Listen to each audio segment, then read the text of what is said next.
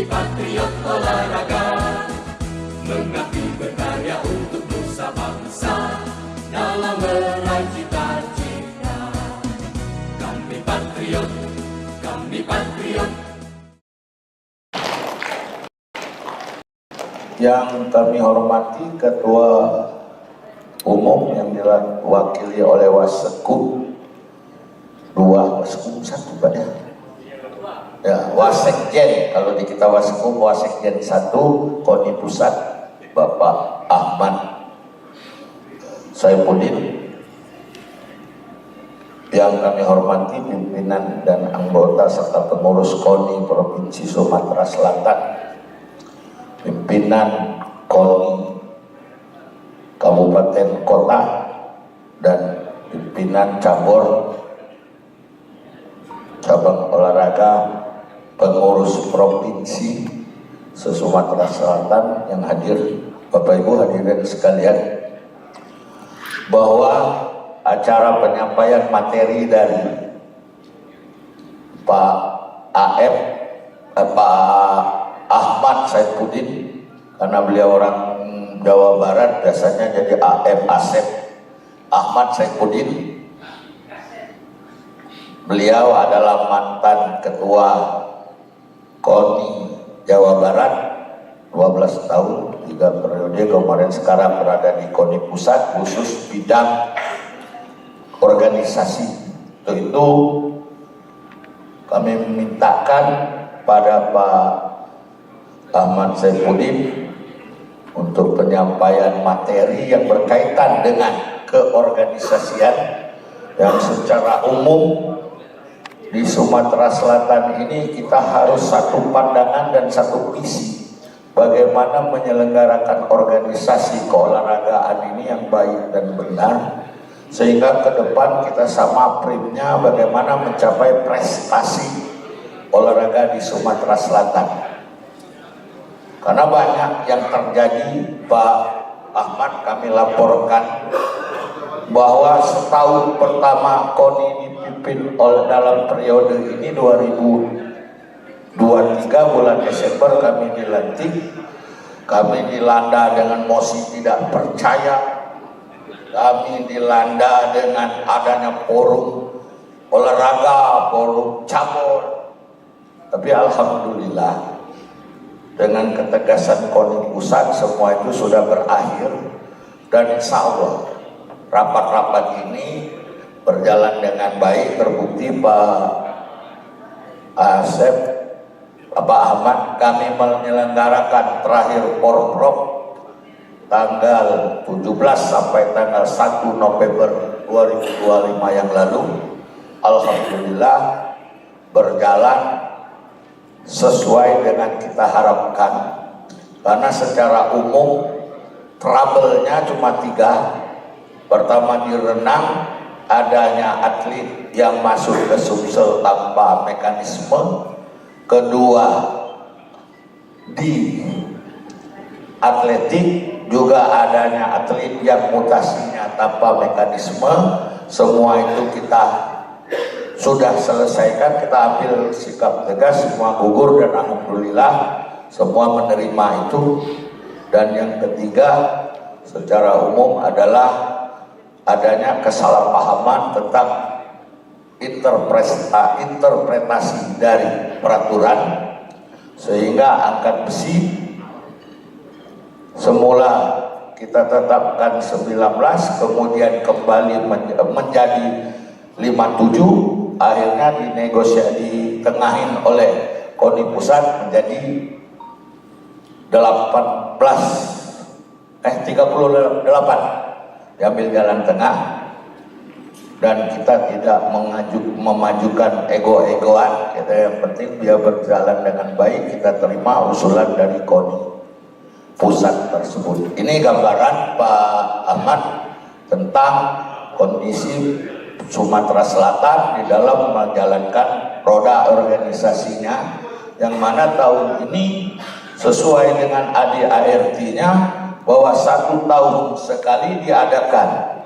rapat kerja, dan untuk tahun 2025 ini kita laksanakan di bulan Desember ini tanggal 10 dan tanggal 11 untuk memenuhi apa yang dibebankan dan diwajibkan dalam ADART KONI secara nasional. Jadi ini saja pengantar kami. Selanjutnya mari kita dengarkan sama-sama bahwa pemberian materi atau materi yang pertama dari KONI Pusat. Untuk itu kepada Bapak Ahmad Saifuddin kami persilakan.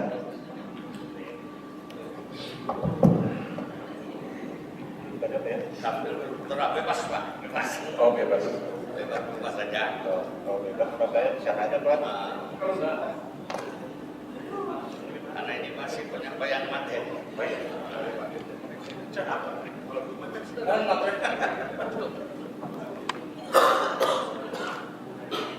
Bismillahirrahmanirrahim. Assalamualaikum warahmatullahi wabarakatuh.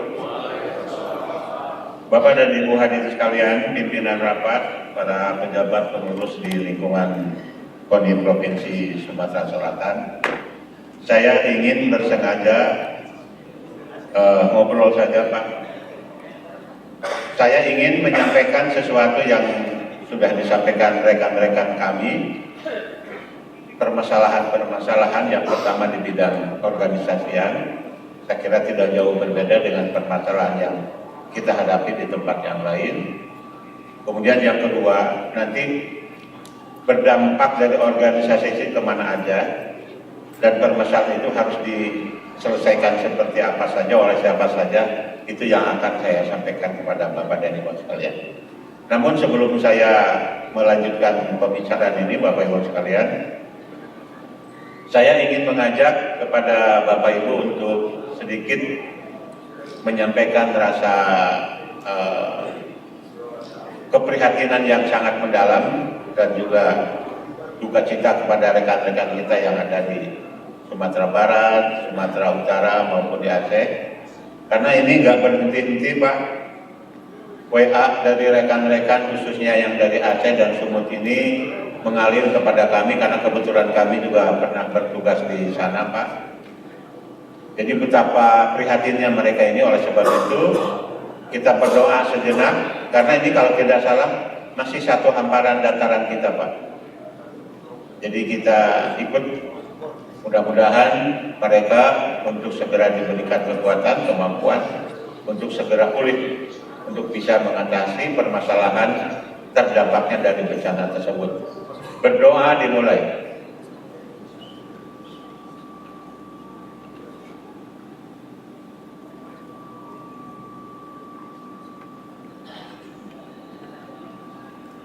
Selesai. Bapak dan Ibu hadirin sekalian, saya bukan berarti serba tahu, tidak Bapak Ibu hadirin sekalian, tetapi saya punya pengalaman saja yang memberikan sedikit pemahaman kepada saya dan akhirnya menjadi sebuah keyakinan dan terkonfirmasi kepada regulasi-regulasi yang saya baca. Untuk hal pokok dari permasalahan yang akan saya sampaikan, kita tahu dulu pemahaman dasar dalam regulasi organisasi secara universal dalam olahragaan. Rapat kerja provinsi ini Bapak Ibu sekalian, pemilik otoritasnya adalah Ketua Umum KONI provinsi.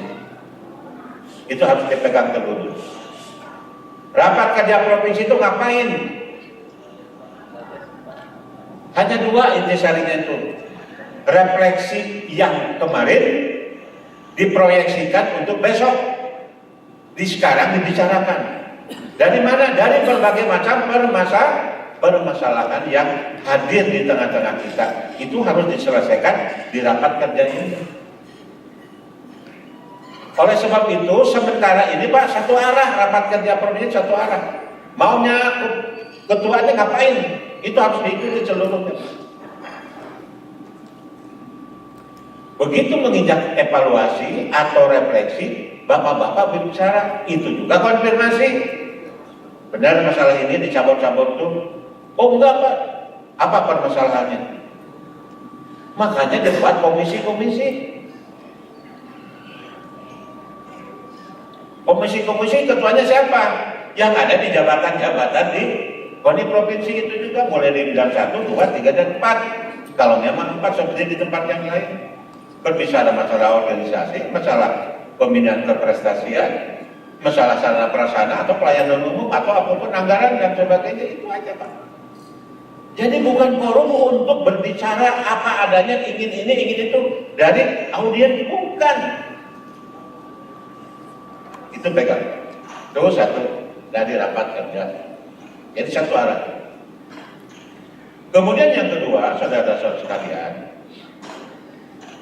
saya juga jadi memimpin cabang olahraga itu sudah 4 kali Pak. Megang karate ya, megang juga dayung sampai hari ini gak pernah dihilang-hilangin. Dulu tarung derajat, berkuda paling lama, dan KONI. Sebenarnya keberadaan KONI provinsi itu siapa sih yang membentuk Pak? Organisasi induk olahraga Pak Ahmad, iya, yang sekarang namanya cabur. Membentuk induk. Setelah dibentuk induk, kira-kira tanggung jawab induk ngapain? Mengatur dan bertanggung jawab tentang anak-anaknya. Atau subordinat di bawahnya itu adalah cabang-cabang olahraga. Ini kita berbicara di provinsi. Berarti kalau begitu, patuh dan taat cabang olahraga tingkat provinsi hanya kepada ketua KONI provinsi dalam hal tata kelola administrasi manajemen keolahragaan dalam pelaksanaan pembinaan keprestasian di tingkat provinsi. Jadi kalau ada cabang olahraga provinsi yang ada, tahu ada? Begini begitu tidak setuju dengan kota ini, keliru bapak-bapak.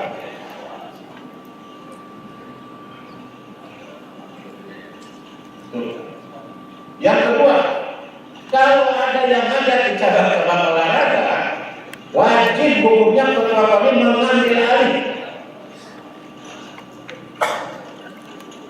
Dari mana dasar hukumnya Pak?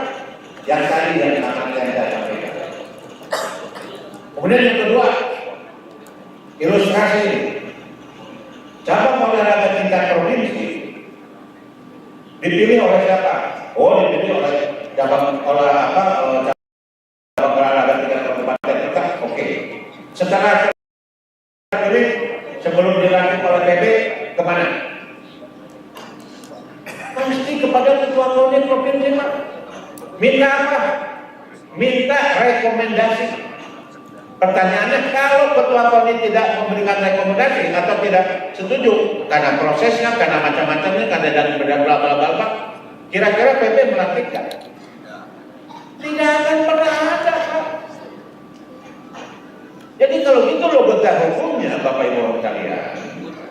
Pembinaan teknis dari penyelenggaraan keprestasian di tingkat provinsi ada tanggung jawabnya itu otoritasnya ada di ketua KONI.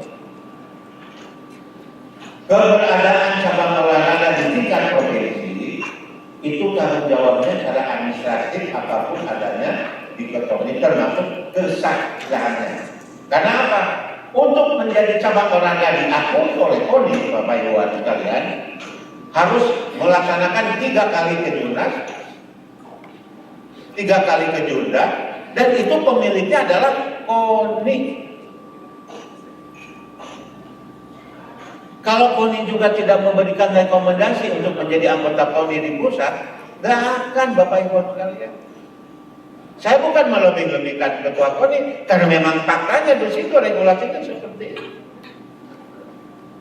Itu yang kedua alasan kenapa kalau ada permasalahan di cabang olahraga, ketua KONI itu hukumnya wajib untuk mengambil alih. Kemudian yang ketiga, secara administrasi penyelenggaraan pembinaan keprestasian, kalau ada permasalahan, kemana? Dimusyawarahkan, itu baca ADRT. Baca ADRT, Bapak Ibu sekalian.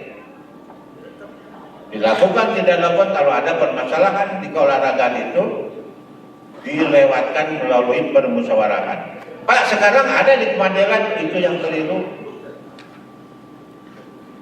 Tapi tetap dilakukan, ya karena kita ada ada persuratan dari ke pengadilan, itu yang jadi masalah. Kalau paham Bapak Ibu sekalian, saya di Jawa 22 kali saya dipanggil ke pengadilan. Ujung-ujungnya saya kasihkan ADRT, saya hadirkan peraturan pemilihan 16, 17, 18 dibacakan, akhirnya selesai. Kenapa Pak saya sampai dibulak-balik dipanggil? Bapak kok nggak paham-paham? Ya Pak, karena ini di tempat kami, kalau siapapun masyarakat yang melaporkan wajib kami terima. Tapi kami juga wajib memberitahu Bapak. Itu sampai seperti itu Pak. Yang pada akhirnya itu tidak pernah ada lagi. Sejak kepemimpinan saya waktu 2014 ke sini itu tidak adalah permasalahan-permasalahan yang menyentuh ke pengadilan-pengadilan, nggak ada. Sejak kami Pak. Karena kami memberikan pemahaman seperti itu. Kemudian yang ketiga, kalau ada permasalahan-permasalahan dualisme seperti yang sekarang Pak, ada PTSNB, ada yang paling baru ini sepak takraw, kemudian ada anggaran, ada pertinjuan, ada macam-macam. Itu adalah ulah tangan-tangan orang-orang tertentu atau oknum maksud saya yang tanda petik, tanda kutip, karena memenuhi keinginan-keinginan tertentu secara pribadi individu, bukan pemahaman bagi orang-orang yang memahami organisasi. Jadi kepentingan Bapak Ibu sekalian. Ada orang yang kalah di tingkat PB, ini mohon maaf ini berbicara tingkat nasional, menyelinap ke KOI, diterima di KOI, dibentuk di KOI. Coba kalau maunya paham aja organisasi, nggak akan begitu Pak. Karena saya teman dengan Kemenpora, saya datang ke Kemenpora. Bro, begini. Oh iya bro, bentuk aja, dibentuk. Tidak memperlihatkan pejabatnya, tapi memperlihatkan oknumnya secara pribadi. Akhirnya kita kena dampaknya sekarang. Mau dibetulkan, tidak terlalu mudah Pak. Karena ego pemahaman yang tidak diperlukan pembenaran. Yang diperlukan itu adalah adopsi kepentingan. Itu yang jadi masalah kita hari ini.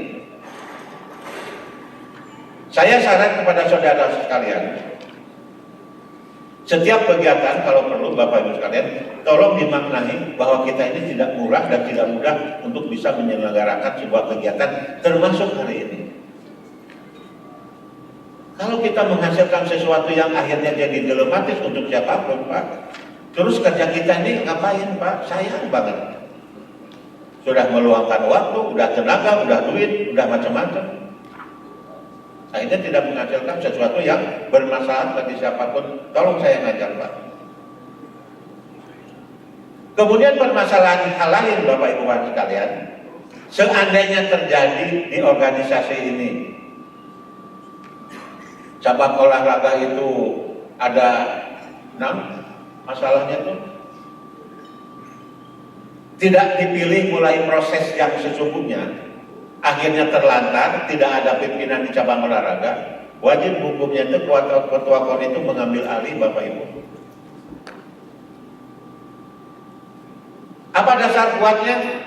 Dasar kuatnya itu adalah bahwa tidak boleh atlet itu dirugikan, tidak diberlanjutkan pembinaannya.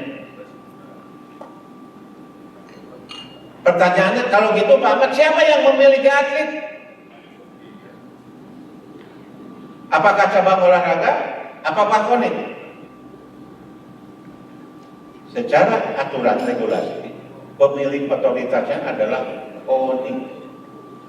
Pembina teknisnya adalah cabang olahraga melalui pelatih.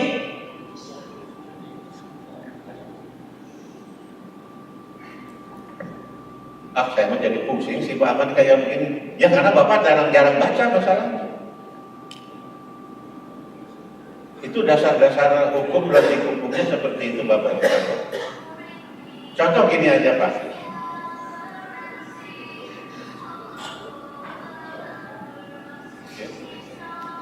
Lagunya enak juga. Nah ini yang terakhir ini Bapak Ibu sekalian, ini banyak pemahaman-pemahaman yang cukup keliru.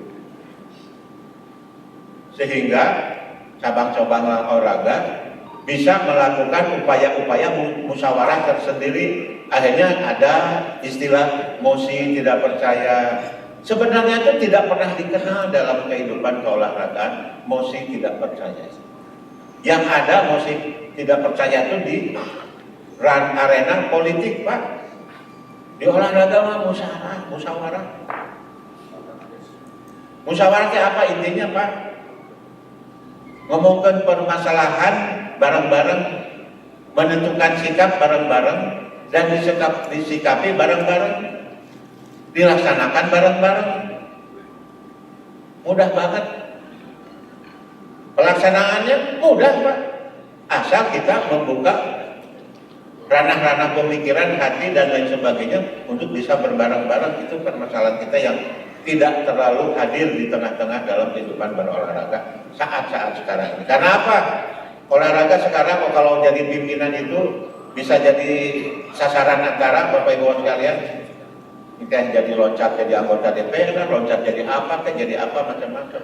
Jadi akhirnya kita nih agak sedikit terpengaruh hal-hal yang seperti itu. Ya mohon maaf kalau saya mah udah 24 tahun ngurus olahraga, Pak.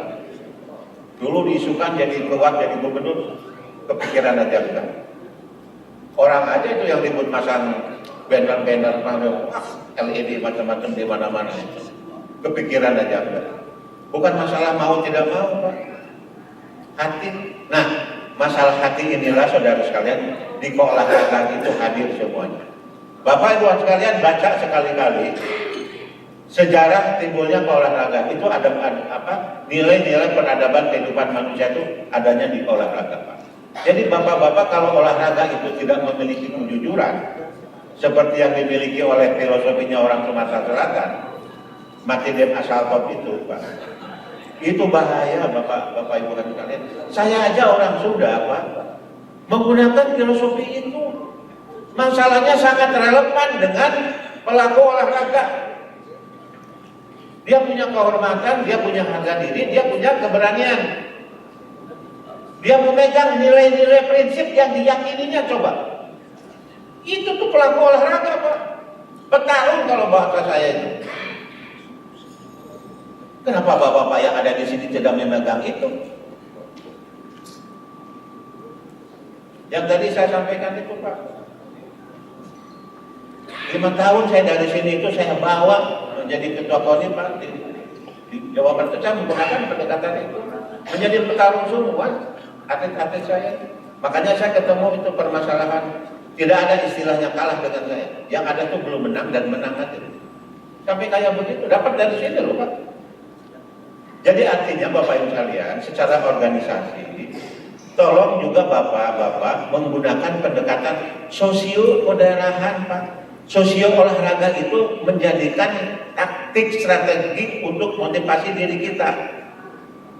Loncat dulu sedikit kepada kebinpresan, Pak. Saya tadi menyampaikan Bapak-bapak, tolong kalau kabupaten kota itu harus ada cabang olahraga unggulan itu disesuaikan dengan sosio keolahragaan. Bapak-bapak sampai hari ini mungkin tahu kalau juara dayung itu tidak akan pernah sirna dari Jawa Barat. Saya sekunda masalahnya, Pak.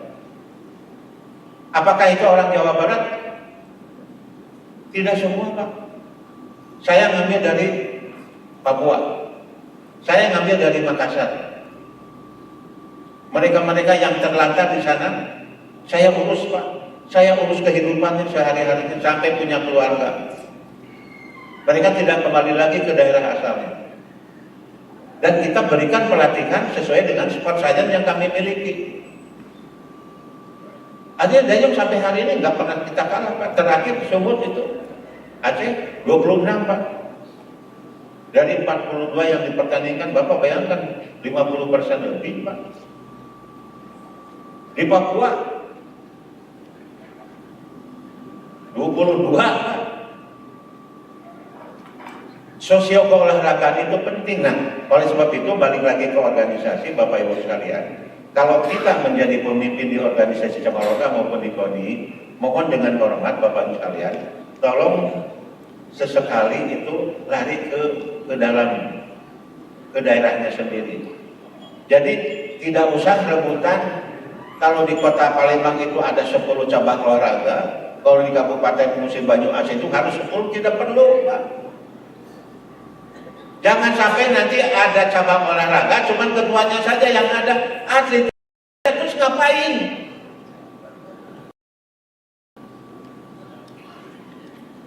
Nanti pada saat rapat kerja gini paling ribut sendiri, padahal atletnya tegablek. Tahu? Tegablek itu nggak punya kita maksudnya.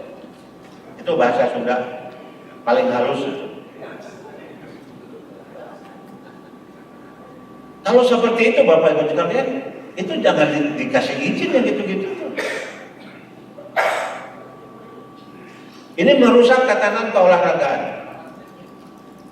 Saya tadi tanya ke Pak Tubagus, dari berapa itu cabang olahraga? 63 Pak, 63 ya? Yang hadir berapa? 50 sekian, yang lain kemana? Cuman ketuanya, oh ya pantas ya. Ngapain dihadirkan orang-orang yang begitu? Adanya cabur itu karena ada atlet Bapak Ibu sekalian. Kalau cabur provinsi minimal kalau di tempat saya Pak harus mampu membentuk di Pengcap itu ada 8. Karena jumlahnya 27. 30%. Kalau sini 17. Kalau ada cabang olahraga tingkat provinsi minimal 30% dari 17 berapa jumlahnya? Minimal ada 6. Kalau tidak ada 6 Pengcap, ngapain dibentuk? Apalagi tidak ada Pengcap sama sekali. Nah, terus ngapain dibentuk? Bapak-bapak seperti orang ngebodor kalau seperti itu. Terus untuk ngapain tujuan? Itu permasalahan kami Pak. Jadi di cabang-cabang olahraga di provinsi yang lain juga seperti itu, saya membereskan masalah di Sulawesi Utara. Kita membereskan di Kepulauan Riau. Kita membereskan di Sulawesi, kita membereskan di Kalimantan. Permasalahan ternyata dari situ. Itu masalah lingkup keorganisasian. Masih ada organisasi? Karena itu umum aja yang saya tangkap Pak. Kalau masih ada yang lain dipersilahkan. Karena hari ini saya cuma dikasih untuk organisasi aja.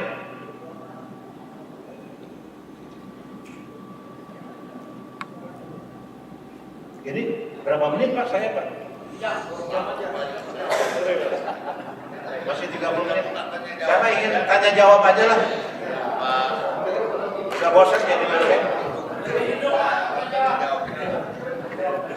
Baik, terima kasih Pak Ahmad Saifuddin materinya, dan kita buka 30 menit sessionnya untuk tanya jawab kalau ada. Kalau tidak ada, harus 30 menit kita skor lagi, kita masuk pleno. Bapak Ibu hadirin sekalian, ini kira-kira agenda kita. Kami mintakan panitia untuk menyiapkan, kalau ada pertanyaan dari Bapak Ibu saudara-saudara, mic-nya kami berikan waktu. Persilakan Bapak Ibu kalau ada yang mau dipertanyakan. Ya, dari sebelah kanan ada yang nak bertanya lagi. Silakan Pak Suparman Roman, kita buka 3 kalau ada. Satu lagi dari mana? Kalau nggak ada silakan Pak Suparman Roman dulu.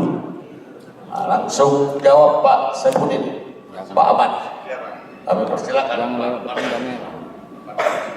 Ini mantan Sekum Koni periode yang kemarin. Silakan Pak Parman. Terima kasih pimpinan sidang yang saya hormati, Pak Ahmad Saifuddin, Wasekjen KONI Pusat.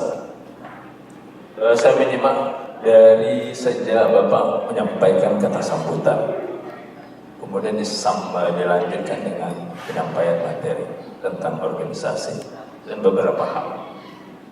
Yang saya catat di sini, Bapak tadi senantiasa selalu acap kali karena keberhasilan membandingkan dengan bagaimana pengelolaan prestasi di Jawa Barat. Tapi mungkin Bapak belum menyelami kondisi di Sumatera Selatan, saya katakan sangat berbeda, Pak. Kalau di sana pohon beringin besar, kalau di Sumsel ini pohon bonsai. Dari aspek anggaran, Pak, ya.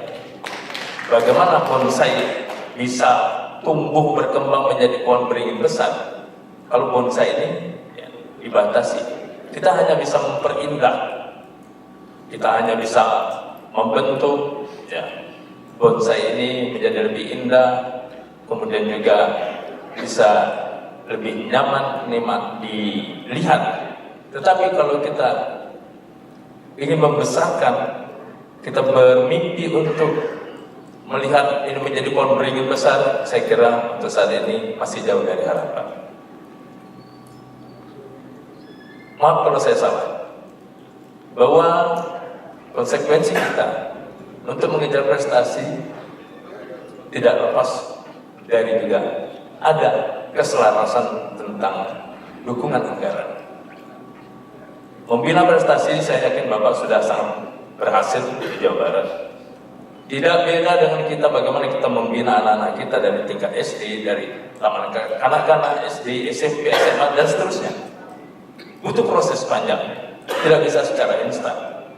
Dan itu juga konsekuensinya adalah harus juga didukung oleh anggaran yang cukup.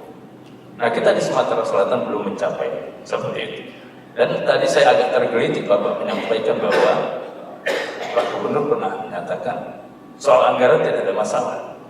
Justru bagi saya sangat bermasalah anggaran pembinaan olahraga di Sumatera Selatan.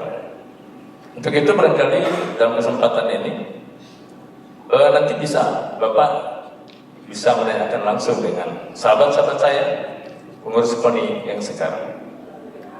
Dan mungkin di dalam kesempatan ini saya ingin juga menanyakan kepada sahabat-sahabat saya dari KONI Sumatera Selatan, bagaimana skema anggaran tahun 2026? Kalau kita mau bicara tentang pembinaan prestasi, percepatan prestasi, apalagi kita punya satu program unggulan, Sriwijagol. Sejauh mana Sriwijagol ini punya target, kemudian bagaimana progresnya, kemudian bagaimana juga anggarannya. Jangankan kita bermimpi untuk mengirimkan atlet-atlet kita Sumatera Selatan ke luar negeri, Pak, yang sudah acap kali sering dilakukan oleh Jawa Barat, karena saya juga menyimak bagaimana Jawa Barat dengan full power Pak, melakukan pembinaan kepada atlet-atletnya. Orientasi kita ya hanya untuk bagaimana kita bisa bersaing dengan nasional. Belum kita berpikir bagaimana Sumatera Selatan bisa bersaing dengan atlet-atlet internasional. Kenapa? Sekali lagi, kita hanya melihat kita dikondisikan dengan pohon bonsai tadi. Itu satu, yang pertama Pak. Kemudian yang kedua, saya sepakat bahwa kita insan olahraga selalu mengedepankan semangat kekeluargaan, musyawarah, sportivitas. Ini jadi karakter kita sebagai orang olahraga. Tetapi saya kurang sepakat kalau Bapak menyatakan bahwa Ketua Umum KONI memiliki hak otoritas penuh. Saya kurang sepakat, mohon maaf Pak, saya punya pendapat lain. Karena apa? Tetap kita pada asas bersama dan mufakat. Kalau sudah punya otoritas penuh, itu artinya punya wewenang absolut, tidak bisa lagi dikontrol. Otoritarisme akan muncul. Nah, saya berbicara di sini di forum yang terhormat ini supaya kita sama-sama membuka bahwa saya berharap KONI ke depan akan semakin baik, semakin solid. Solid ini bisa dirasakan apabila terjadi hubungan harmonisasi antara KONI dengan anggota, termasuk di situ adalah ngurus cabur. Nah, saya agak sedikit prihatin bahwa pada raker kita kali ini kita tidak melihat beberapa rekan-rekan cabur yang saya kira cukup aktif. Saya kira ini untuk ke depan perlu sama-sama kita berbenah. Kita membangun rekonsiliasi. Tidak ada yang sempurna di dunia ini, apalagi kita sebagai pelaku olahraga, kita pasti ada kelemahan. Tetapi saya kira sangat bijak sekali andai kata mulai saat ini kita mencoba untuk menjalin kembali komunikasi.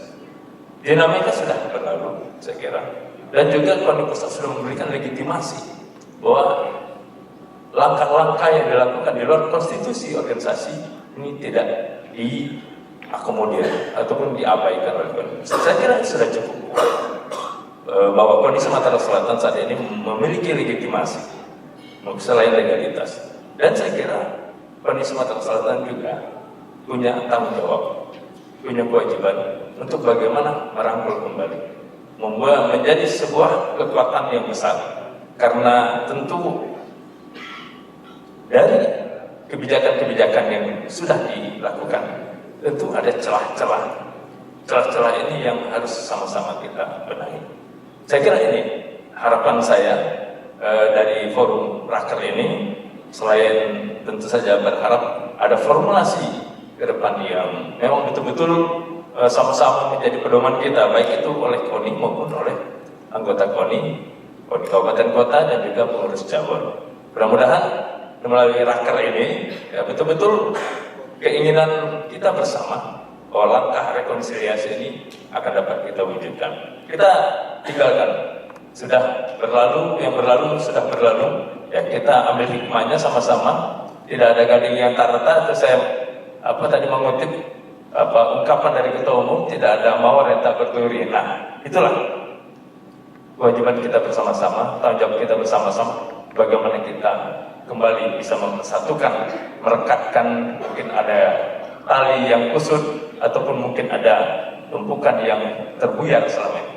Terima kasih, mohon maaf andai kata mungkin apa yang saya sampaikan ini kurang berkenan di hati.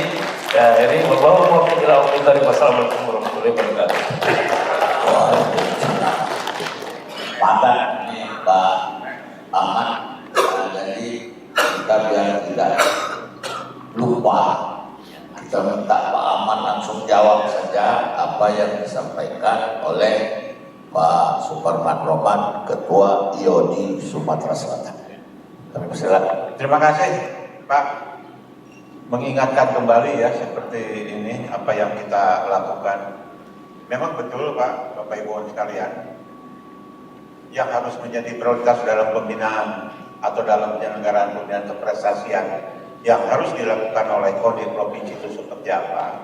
Memang benar oleh Bapak disampaikan tadi, tidak daerah itu sama dan bisa melakukan sesuatu yang dilakukan di daerah A atau di Jawa Barat dengan dilaksanakan di Sumatera Selatan, betul. Tetapi menurut kacamata saya, prinsip pembinaan itu tidak jauh berbeda dimanapun juga. Yang saya lakukan ini adalah hasil dari pelaksanaan riset terkonfirmasi oleh keilmuan. Contoh begini Pak, memang Jawa Barat itu jumlahnya Pak, atlet aja kalau korpot itu tidak kurang dari 13.000 sampai 17.000, saya pernah 17.000 waktu Porprov tahun 2022 Pak. Karena memang kabupaten kotanya 27, di sini kan kita 17. Itu dari jumlahnya aja udah beda. Kemudian yang kedua, dari aspek anggarannya juga beda. Kita di Jawa Barat itu Pak, PAD-nya itu hampir menyentuh 61 triliun.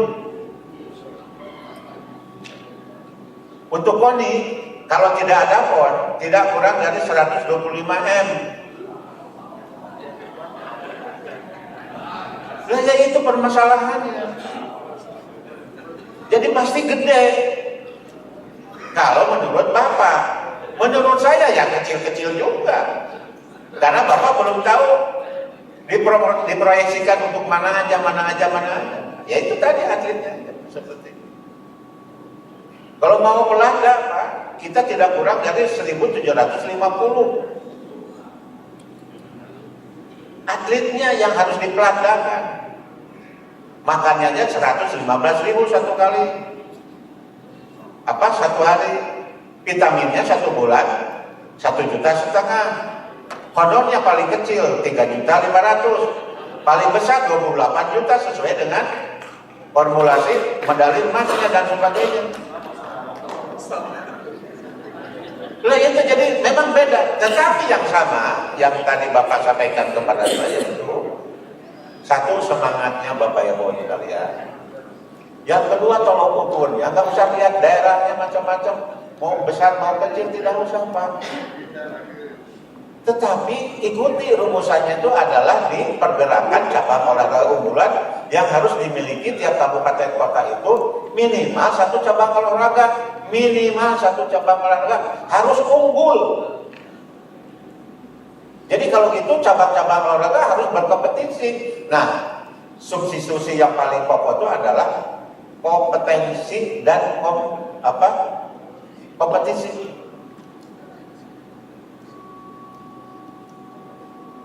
Ya memang benar sih di Jawa Barat jangan terlalu diunggulkan, dan memang tidak harus diunggulkan Pak. Kalau dibagi-bagi pemimpin siapapun juga Pak pasti menang Jawa Barat.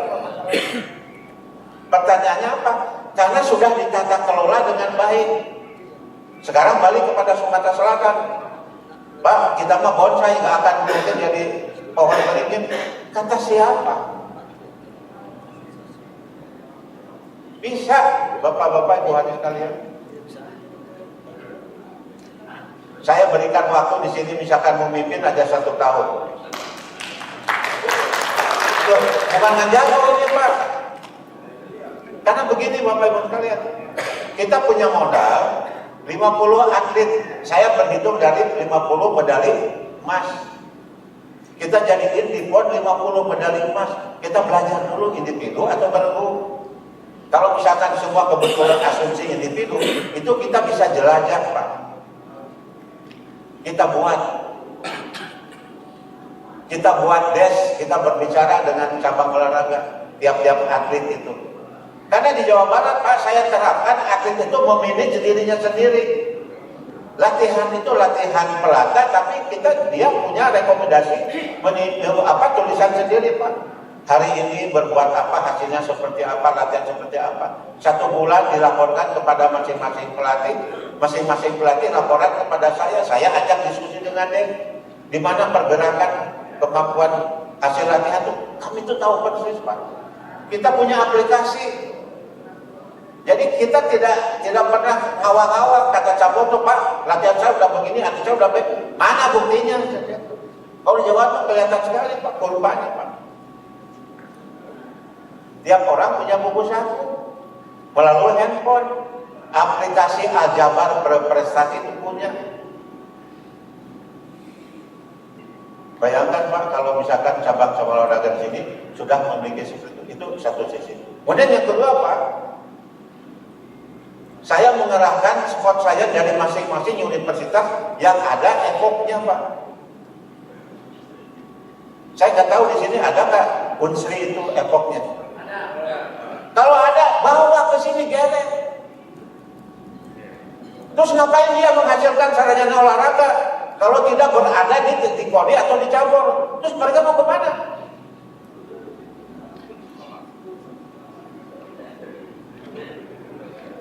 Loh, mereka itu di kita berlatihnya Pak. Melitinya di kita, prakteknya di kita, menghasilkannya di kita. Kalau di Jawa Barat Pak, dekan Fakultas Keolahragaan UPI wajib jadi kabin pres di tempat saya tuh Pak. Alasannya apa Pak? Karena otaknya, bukan karena babaturannya atau temannya, bukan.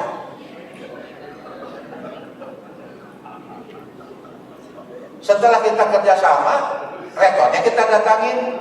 Akhirnya saya harus sekolah di tempat Bapak, keluarkan beasiswa. Begitu bahasanya. Atlet itu Pak kudu disekolahkan Pak, harus disekolahkan atlet itu. Jangan direbut saja bahasa rebahnya tadi. Kembali kepada siklus pembinaan keprestasian Bapak Ibu sekalian. Jangan kita ingin besar tapi tidak mengerti bagaimana pentahapan untuk menjadi besar. Itu filosofinya Pak. Jadi kalau misalkan kita berhitung ikut ke Jurnas, kita bukan masalah besar mengirimnya Pak. tetapi efisiensi dan efektifnya yang kita kirimkan, dan pasti kita mendapatkan hasil. Itu Pak yang harus kita kirimkan. Nah ini pemikirannya harus ada di mana? Harus ada di pemimpin cabang olahraga Pak. KONI diberitahu supaya KONI keluarkan uang. Kalau di Jawa Barat Pak, maaf, cabang olahraga tidak dikasih KONI juga gitu. Karena sudah kita ajarin. Kami Pak membuat, sebentar, ini air Sungai Musi enak banget ya. Begini Bapak Ibu sekalian, mohon maaf saya tuh kok agak keras-keras bicara begini kok sepertinya di rumah sendiri gitu. Padahal itu jauh di sana gitu. Ya Allah ya Rabbi, maaf ya sekali lagi. Jadi intinya Bapak Ibu sekalian, semua proses perencanaan rancang bangun kemudian keprestasian harus terkonfirmasi secara fakta yang paling awal, data, fakta dan data, harapan dan keinginan dituangkan dalam tulisan, dirancang bangun seperti apa, yang terakhir terkonfirmasi secara keilmuan. Jadi bapak-bapak itu melakukan dengan ukuran yang diyakini. Jangan asal-asalan. Kemudian ada proses tahap-tahapan. Kalau musuhnya itu kemampuannya itu 7, sementara atlet kita ini kemampuannya baru 2, bagaimana meningkatkan supaya jadi 8? Kan supaya jadi benar. Durasi waktunya latihan seperti apa? Mungkin panjang pendek. Pelatihnya harus datang bagaimana? Karena kita tidak punya pelatih. Kemudian kebutuhan uangnya seperti apa, karena untuk kasih makan, vitamin, dan lain sebagainya itu. Sehingga kebutuhan per orang itu sekian untuk membina pelaksanaan cara olahraga tertentu, atlet tertentu. Bapak sudah punya standarnya di sini. Kalau punya, Bapak mau ngikut seperti apa, majukan ke provinsi.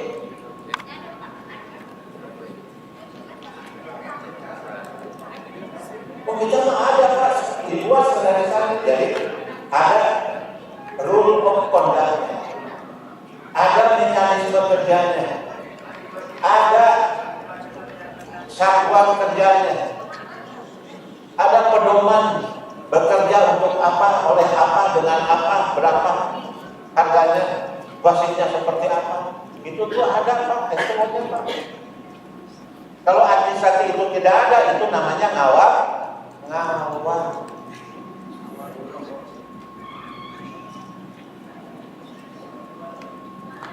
Si Ahmad sekolahnya di mana? Manca sorangan. Karena saya tentara. Kita berkelahi, kita bergelut, kita bertembak, kita menembak. Dari mana olahraga? Yang mikir aja sih. Kalau gitu bapak-bapak sangat berpeluang siapapun juga. Silakan memimpin apapun. Kembali lagi kepada Bapak yang terakhir, Pak, anggarannya kecil, mohon maaf, strategi anggaran ini Pak. Awalnya dana hibah itu Pak secara aturan memang setara kontinuitas terus kalau baca di ADRT Pak, satu-satunya KONI penerima hibah yang secara terus menerus. Tetapi yang kedua untuk meyakinkan pemerintah bagaimana strateginya untuk mendapatkan anggaran, Bapak Ibu sekalian saya kira tidak jauh berbeda. Kalau rancang bangun ini clear Pak, sampai satuan 5, kemudian dibaca oleh DPR melalui Kedisporat, melalui TPAD dirancang, akhirnya gubernur tahu, itu pasti tidak akan jauh berbeda. Kecuali kalau gubernurnya tidak punya uang. Itu satu Pak. Memperberat untuk Pak Gubernur bisa mengakses uang, strateginya apa? Saya setiap event Pak, itu membuat analisis keuntungan dari bangkitan ekonomi secara makro. 2016 Pak, Jawa Barat mengeluarkan 3,4 triliun untuk penyelenggaraan PON. Saya wakil ketua umum PB PON-nya Pak. Gubernur, ketua PB PON tapi jarang bekerja. Saya yang mengerja Pak. Saya menunjuk salah satu kepala dinas untuk menelaah bagaimana pertumbuhan dan bangkitan ekonomi. Karena saya harus sukses ekonomi. Jadi berapa? Jadi 5,8 triliun, Pak. Jadi setiap olahraga event itu pasti menguntungkan. Inilah yang dibuat kampanye ke bupati-bupati. Makanya Pekan Olahraga Provinsi 2020 saya ada di 9 kabupaten kota. Karena apa? Bupati-bupati rebutan ingin jadi penyelenggara. Itu masalahnya, Pak. Hasil kampanye. Nah, di Sumatera Selatan, tolong diikuti. Ini mah rasio keilmuan, Pak, bukan karena Jawa Barat. Bapak pernah suatu saat ada kejurnas atau ada kejurnas di Palembang, terus dihitung keuntungan dari penyelenggaraan event itu apa aja. Orang datang butuh penginapan, orang datang butuh makan, orang datang butuh transportasi, orang datang butuh oleh-oleh macam-macam. Itu dari tidak ada kejurnas jadi ada kejurnas, kira-kira bangkitannya berapa? Nah, itulah risalah yang harus kita bawa kepada pemerintah. Seperti Kudus kemarin. Kudus kemarin hanya 12 hari, Pak. Pemerintah daerah bangkitan ekonominya tidak lebih dari 100 M. Nah, jadi strategi masalah anggaran, Bapak yang tadi bertanya, seperti itu, Pak. Kemudian yang ketiga, saya sebagai ketua umum KONI pada saat itu, Pak, saya menyelam minum air, Pak. Saya datangi pengusaha-pengusaha. Saya titipkan sabun, saya titipkan atlet. Akhirnya saya punya bapak asuh. Setiap bulan tidak kurang teman-teman saya atlet itu sudah sebagian digaji oleh perusahaan. Karena apa? Ada ilmunya, Bapak Ibu sekalian, ada CSR. Pak, CSR itu tidak ada dalam olahraga. Iya, memang tidak ada. Kami pendekatannya adalah masyarakat lingkungan itu. Ya kalau Bapak tidak pernah main sih, ya memang begitu. Kemudian strategi yang 4 untuk mendapatkan anggaran, Bapak Ibu sekalian, saya menyekolahkan atlet supaya ininya tuh nyambung, Pak. Karena setelah bertarung, Bapak Ibu sekalian, pelatih itu tidak ada lagi. Pelatihnya itu ada di atlet. Pembinanya ada di atlet, manajernya ada di atlet. Jadi atlet itu berefleksi sendiri, Pak. Itulah yang kita mainkan kepada atlet. Kenapa atlet harus sekolah itu? Supaya pintar. Jadi bisa menentukan kemenangan sendiri. Bapak bayangkan kalau atlet tidak menang, tidak pintar. Kayak amat. Nah, kemudian itu yang pertama, itu agak sedikit panjang, Pak. Kemudian yang kedua, kekurangan sepakatan tadi, saya sangat menerima itu, Pak. Tadi saya melaksanakan otoritas kepada Ketua KONI berangkat dari permasalahan, Pak. Kalau ideal-idealnya memang tidak ada, Pak. Yang tadi saya sampaikan otoritas ada kepada Ketua KONI itu karena berangkat dari masalah. Masalah seperti ini Ketua KONI harus mengambil alih karena otoritasnya ada di situ. Karena apa? Jangan sampai atlet dirugikan, itu yang jadi masalah.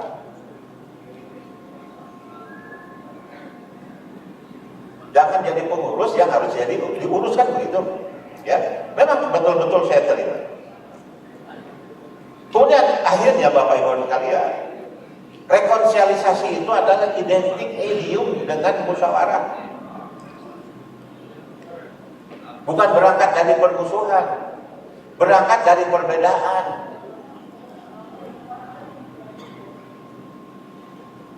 Kalau nanti suatu saat Bapak jadi Ketua KONI, jangan sekali-kali menutup pintu.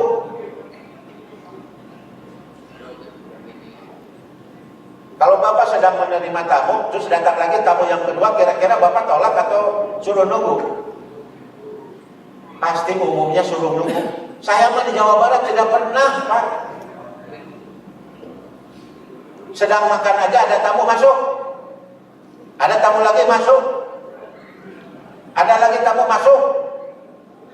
Jadi yang memang seperti itu, Pak, olahraga itu, Pak. Ini bukan mengacamatakan saya so baik, tidak.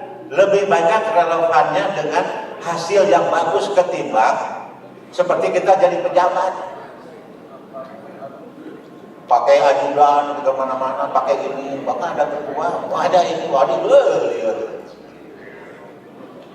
itu mah bukan di olahraga itu.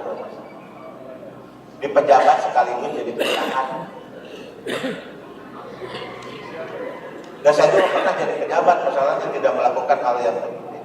Ya, jadi yang terakhir ini, Bapak Ibu sekalian, kesepakatan itu memang penuh. Nah, audio kali ini memang rapat kerja itu, Bapak Ibu sekalian, semua permasalahan yang dimusyawarahkan, otoritas keputusannya itu ada di Ketua KONI.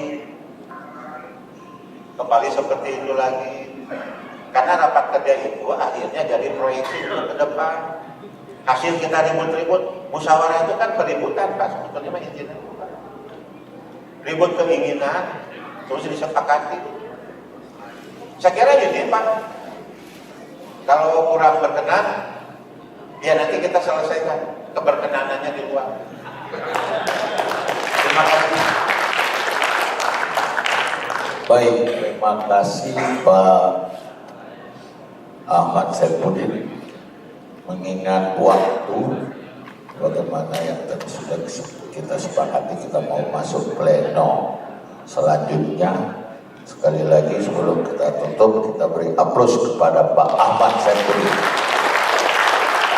Bapak Ibu, saudara-saudara sekalian, sesi pertama pemberian materi telah berakhir. Untuk itu rapat kami skor. Pimpinan rapat selanjutnya kami serahkan kepada Pak Darmadi Dupri beserta pengurus KONI Sekuk yang akan di sini, dan untuk itu kami memberikan waktu untuk kita mengantar Pak Saifuddin ke tempat beristirahat, bukan tempat peristirahatan, tempat beristirahatnya, karena beliau juga mau merokok. Kami rapat kami skor 5 menit. Terima kasih.